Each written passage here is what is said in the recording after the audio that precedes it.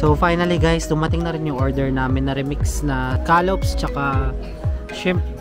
Tapos ito yung crab. Yan. Oh.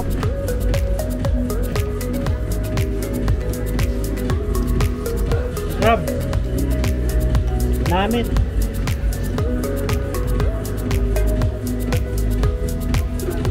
So nandito na tayo ngayon ulit sa Mactan, Cebu International Airport. Yan, meron sila ditong picture spot. Bago, Cebu. Ito pala guys yung mga danggit nila oh. 550, 450, 250, 280. Ito 280 lang guys.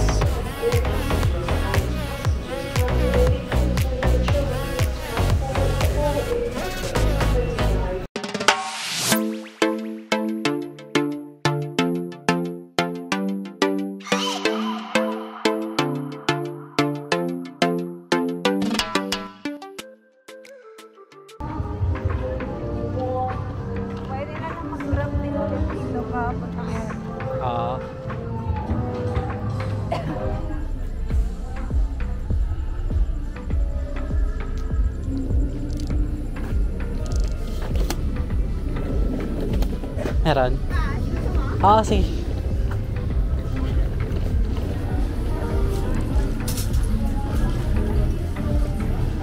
Alright guys, by the way, kinancel na pala namin yung order namin dun sa ano yun? Lantao Floating and Native Restaurant. Kasi guys, napakaraming tao. And also, meron sinuggest din yung friend ko dito na parang malapit sa airport na seafood restaurant din. So, ang pangalan nito ay Mactan Wharf. Tama? Wharf o Wharf? Mactan Wharf. Wharf talaga, no? Wala.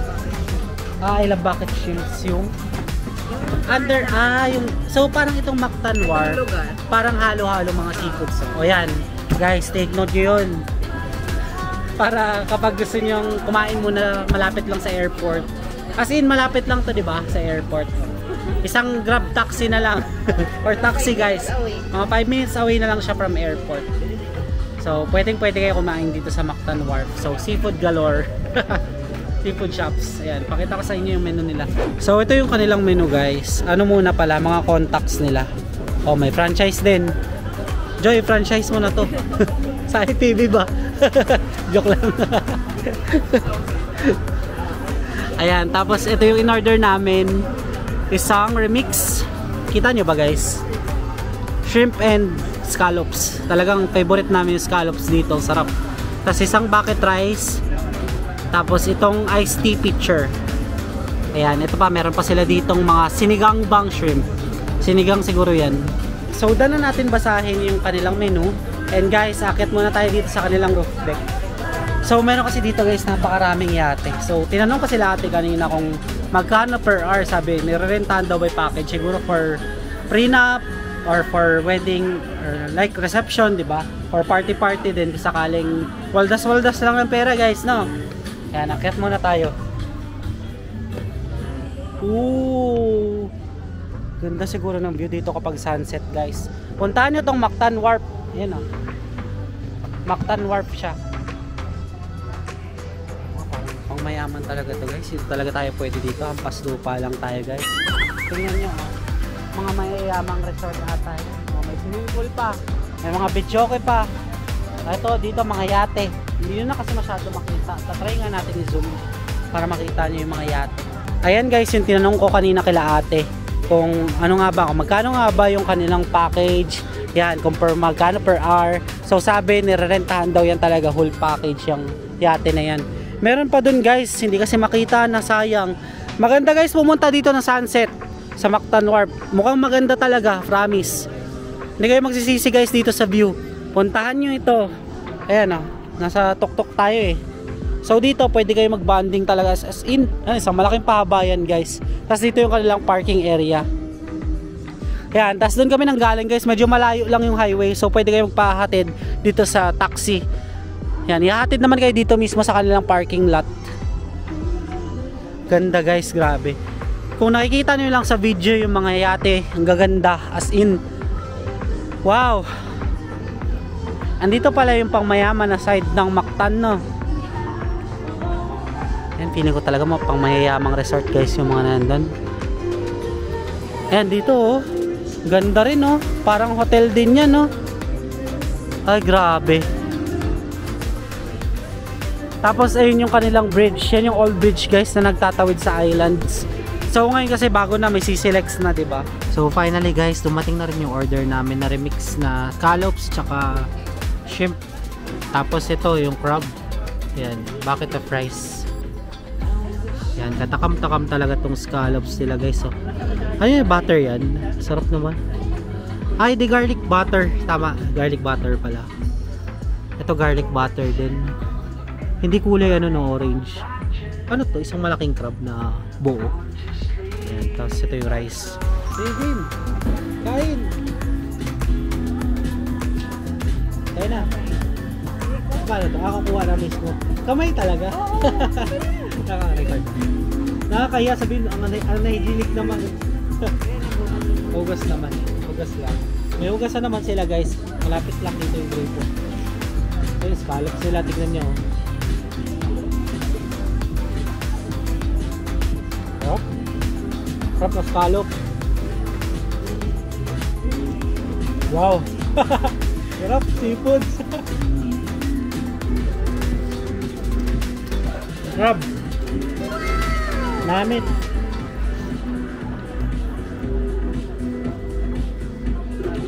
Yung sarap yung luto nila yung loob. Kaya pala brown. Rinito nila. Sarap.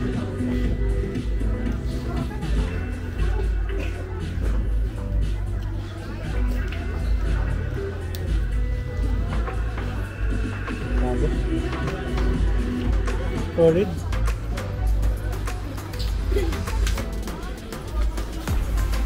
Pang Google Fight pala dito eh. No, Google Fight.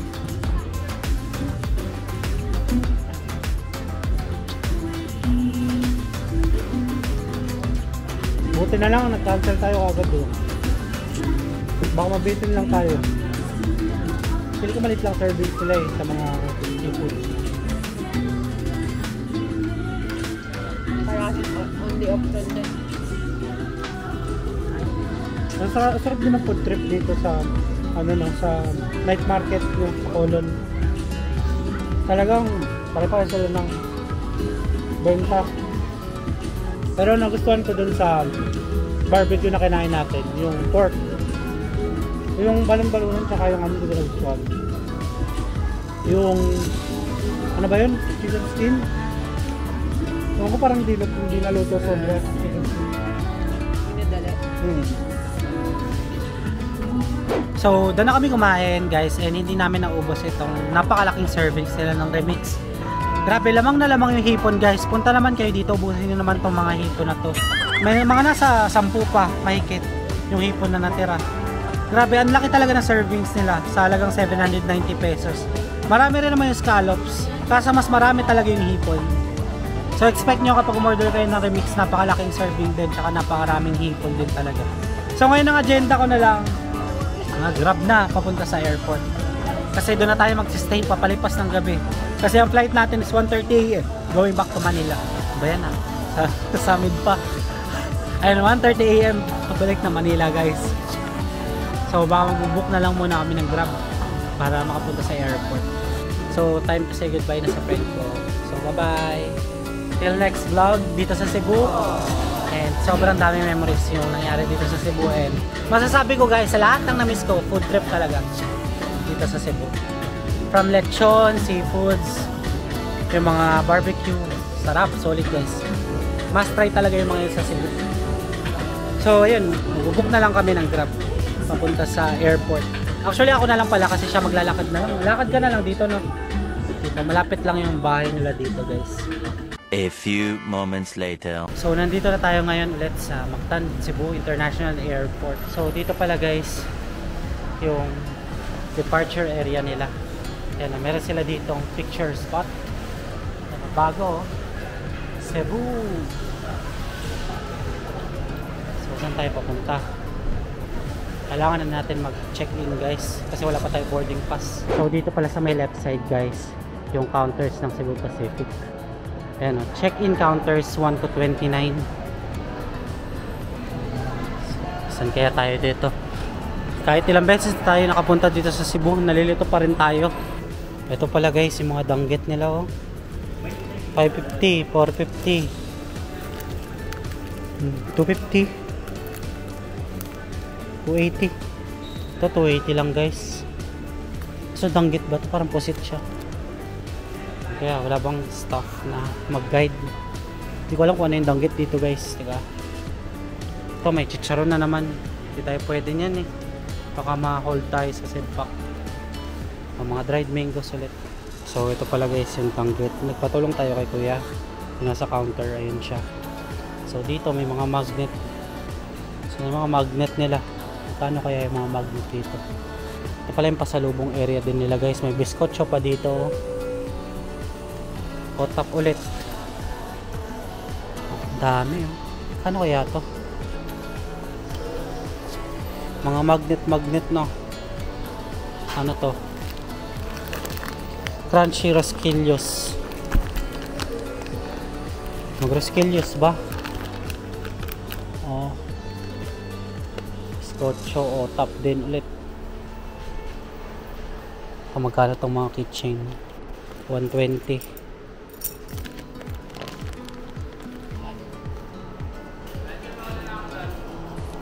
Ito, mga durian candy.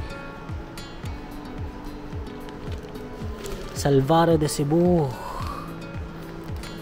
Hindi ako familiar sa mga products guys. May masarap dito. Meron silang baked squid flakes. So doon na tayo bumili ng pasalubong guys. Medyo pakakyat ang ating maleta. Kailangan natin akyat muna. Okay. Yan, ito yung pinamili natin guys. Ilalagay natin ito sa maleta later. Yan, nandito na tayo sa check-in. Teka, ticket pala. So guys, papunta na tayo sa ating check-in counter para kunin na yung ating boarding pass.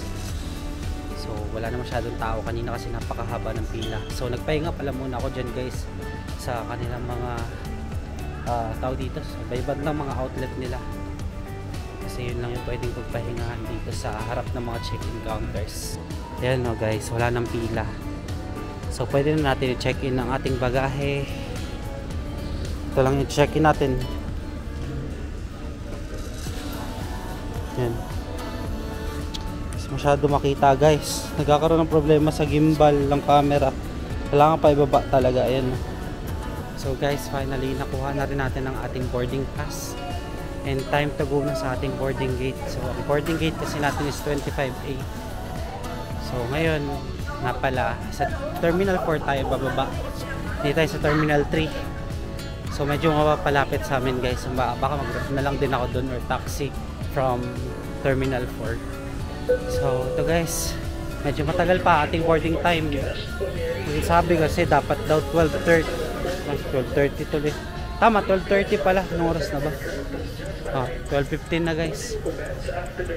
So medyo malayo pa. Ito na ba? 25 So order muna tayo dito sa Dunkin Donut ng coffee before tayo pumunta sa ating boarding gate pala.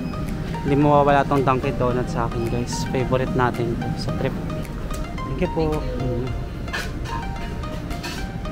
Medyo mainit guys. Hindi natin pwede inumin. Meron din palang Cafe Laguna din dito. So inom muna tayo ng coffee guys. Kailangan natin ito sa biyahe para hindi tayo masyadong makatulog sa biyahe kasi ang biyahe natin is 1:30 AM. Mga siguro 2:30 nandun na tayo. So madaling araw na sa Manila. Kaya medyo talaga antukin talaga kasi yun yung time ng pagtulog ko guys. First time ko lang tumatatry itong Vietnamese coffee. Medyo mainit. Wait lang.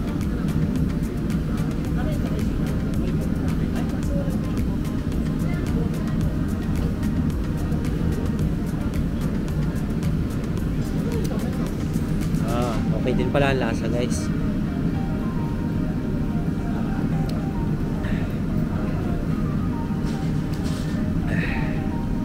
Dapat kasi Spanish latte large yung orderin natin kaso wala daw. Kaya Vietnamese coffee lang. So ang large difference nila is 55 pesos. So grabe. large Vietnamese coffee na hot is 100 pesos lang. Pero ang Spanish latte talaga mabenta sa kanila 155 pesos.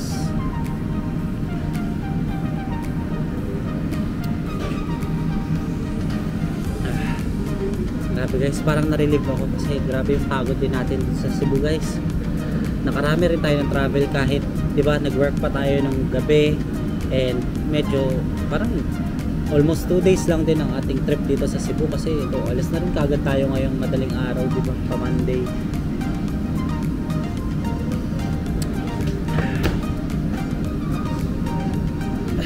Back to reality na naman guys. So we need to work again. Syempre para may pang travel din talaga tayo.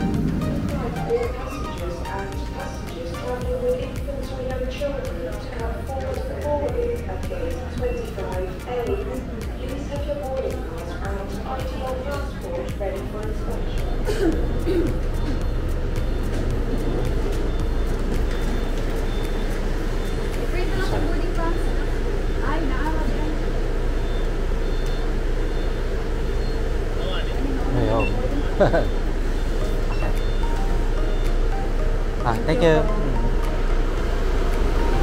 Morning.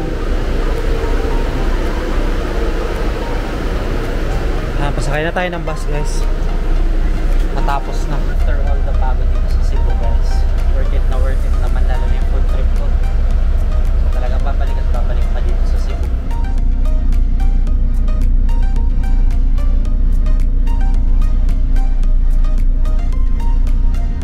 So nakababa na tayo ng bus guys, and sasakyan pala natin ngayon maliit lang na airplane ng Setback. Ang cute guys. So, ang dami mga cute na Cebu Pacific airplanes dito guys sa Cebu. Sa Manila wala ko napapansin na ganito, pero dito meron.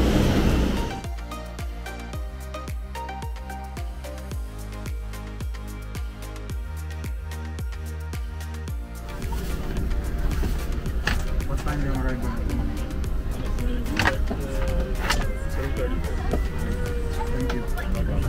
So nandito na tayo sa loob ng plane, and nanggaling tayo sa likod, so sa bandang unahan yung seat natin.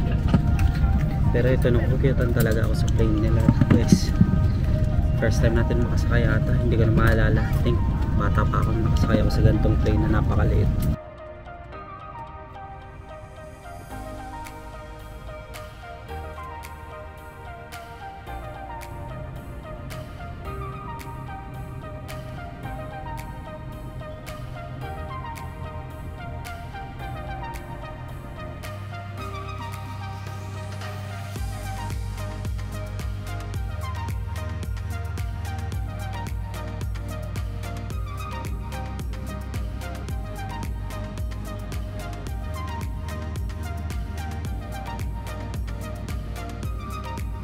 So finally guys, nandito na rin tayo sa Manila Domestic Passenger Terminal 4, and nandito na rin tayo guys sa tapat ng mga baggage claim counter. So ang agenda na lang natin is i-claim na lang itong bagahe dito. So medyo maliit lang kasi ito guys, so pa-exit na rin kaagad. So nakikita ko na rin yung bagahe ko guys. So baka dito ko na rin i-end yung ating vlog for the Cebu. So guys, maraming salamat sa pagsama sa Cebu vlog ko, and sana ay nag-enjoy kayo and marami kayong nalaman na natutunan sa Cebu travel series ko. So guys, hoping for the best for another travel vlog series. So I think yun lang. If you guys like this video, don't forget to follow me on Facebook page and Instagram at Lost Furukawa. And if you want to do business or sponsorship with me, you can email me at lostfurukawa19@gmail.com. Guys, don't forget to hit like, subscribe, and notification bell para updated kayo sa mga bagong travel vlog series ko. That's it guys, I really appreciate you being here. Let's start another travel vlog series again in the next one.